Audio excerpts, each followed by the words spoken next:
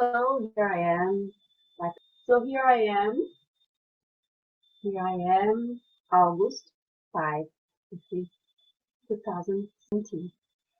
And to pay homage to Marilyn Monroe, it's been 55 years since she died.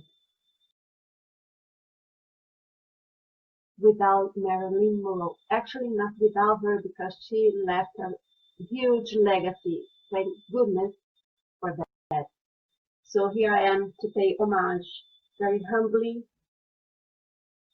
to all that she meant for us.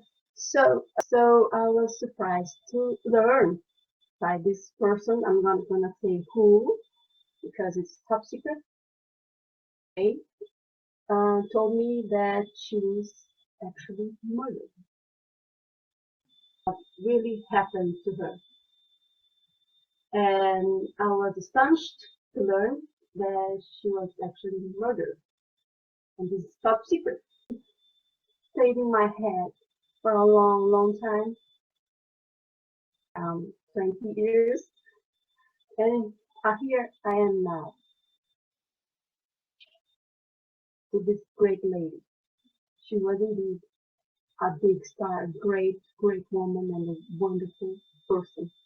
That's what I found out. Spy thriller, mystery book. I hope you guys can hear me. Did you have any friends? I mean, true friends.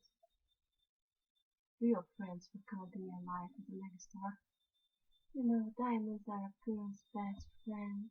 I would like to all her legacy and actually all that she represents to us even today.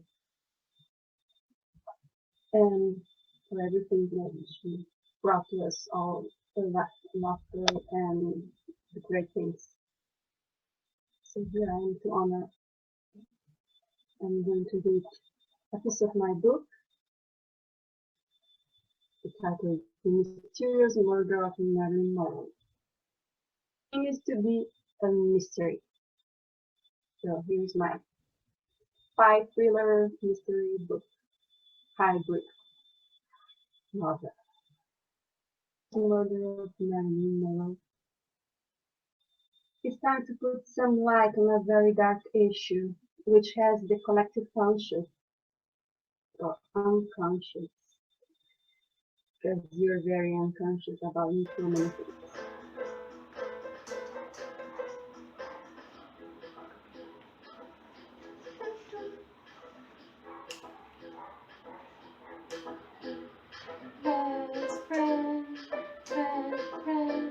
Sex symbol and a bombshell.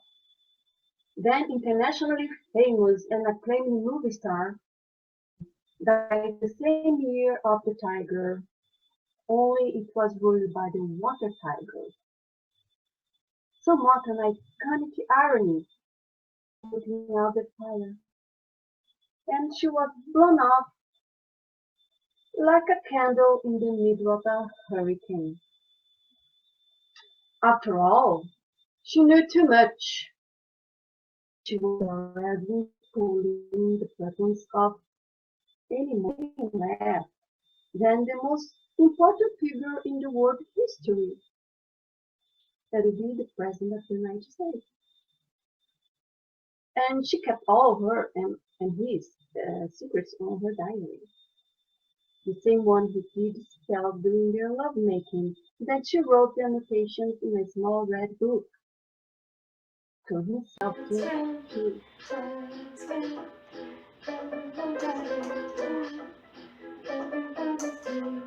and she would die in her house that she had just recently bought.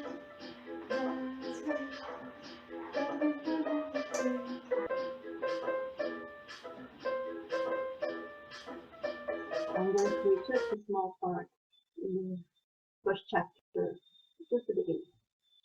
Right in the beginning is then when she decided to reveal it all to the press. After many rejections and humiliations from both the president and his brother, Bob Kennedy, in the middle of the night, when she had just announced it to a close friend to whom she had been talking on her only true friend, her phone. Go figure. She received an unexpected visit from both her doctor and the senator, who was accompanied by his brother-in-law.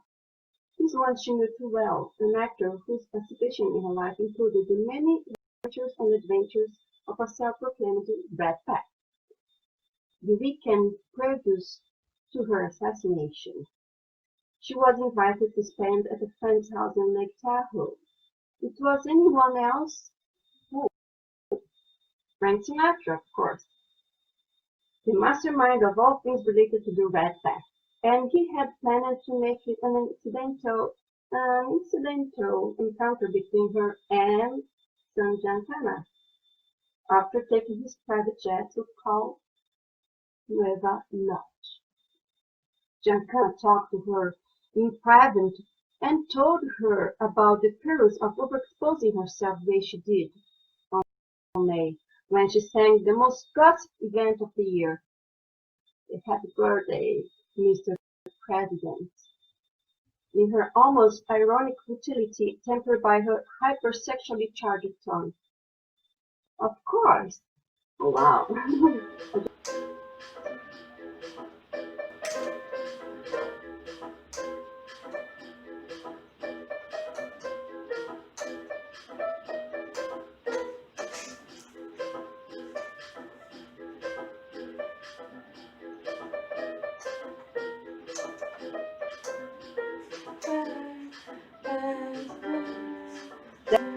That featured the president's brother-in-law and also member of the Red Pack had in mind.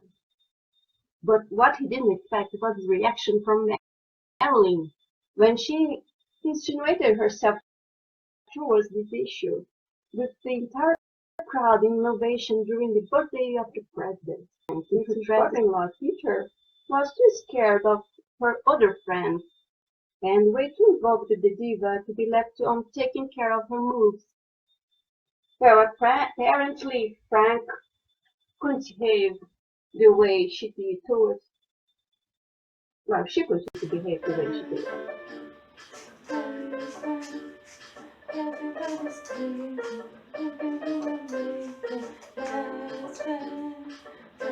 If what happened to me would have any significance, it was to show those who thought that making me shut up would stop people from loving me.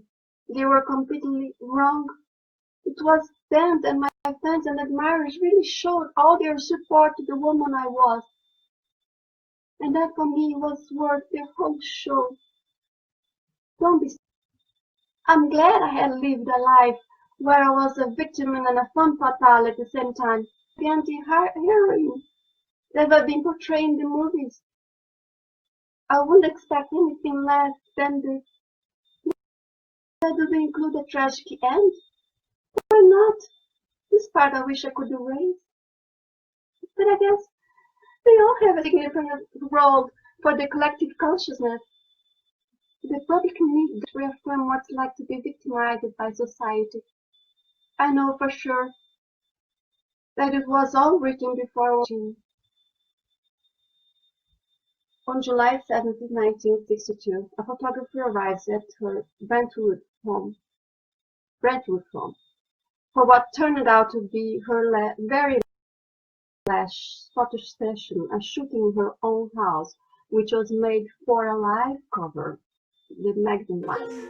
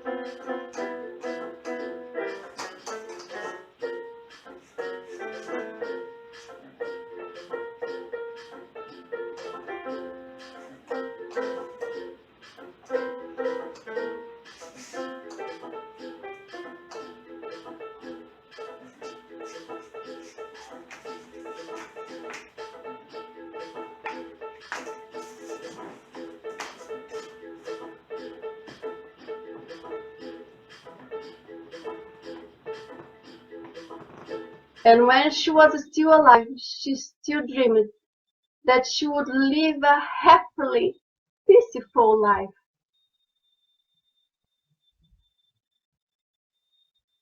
Yeah.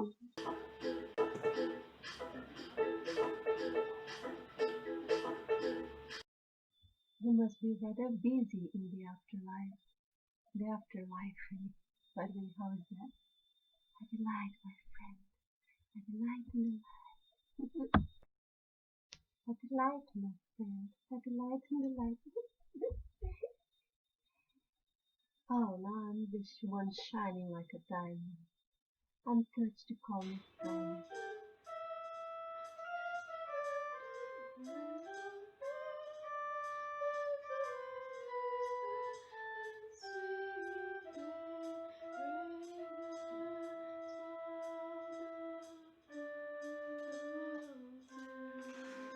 I remember every word that he told me like it was yesterday.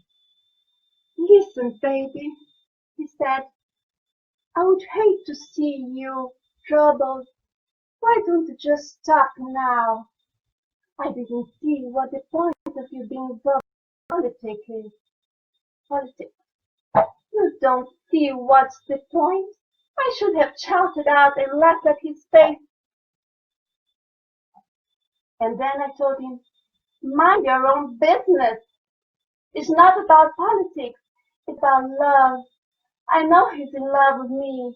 He told me so. He didn't say that he would leave his wife for the Congress for me. But hey, I didn't expect anything else from him. It was not that we had planned to get married stuff. Besides, he's way too shy to try to give the first step. We didn't make love, and he left me. He didn't want to answer my calls. It's just that I couldn't talk to him. I so want to talk to him about so many things. He wouldn't listen to me. I guess that isn't fair for me. Now I got all this information inside my mind, and I cannot stop thinking about this. That I've got a mission information out there. People deserve to know. I always believe I belong to the world, to the public. The stuff, the secrets I know, be kept private for too long. I must tell. I have to tell everyone me inside, and I've got to get this out of my system one way or another. Frank was trying to protect me. I knew it, but I was too stubborn at that time. I knew it was hard to help me like that, but I know he tried to persuade me to shut up. So he took me to Sam. It was his last shot. He was all kind to me at first, but I didn't agree with him. He simply told me, do whatever you have to do. I'm cleaning my cage here and washing my hands. I would hate to see you suffering. I would try to avoid you getting hurt in any way possible. But if you insist on telling people about this story, I cannot do anything but leave. And he left that very evening. It was the last time I saw him. It would be the last time I would see anyone. I would listen to what he had told me, what he had to tell me. I was really too stubborn. At least I wouldn't be dead by now. That's for sure. Besides, I would rather live until I could feel safe enough to reveal the secrets that I was so eagerly waiting to burst out than to be shut down or out of the way just like they did to me. But I guess that was all part of the plan. I'm a firm believer things happen the way they do for a purpose. Well, reveal it.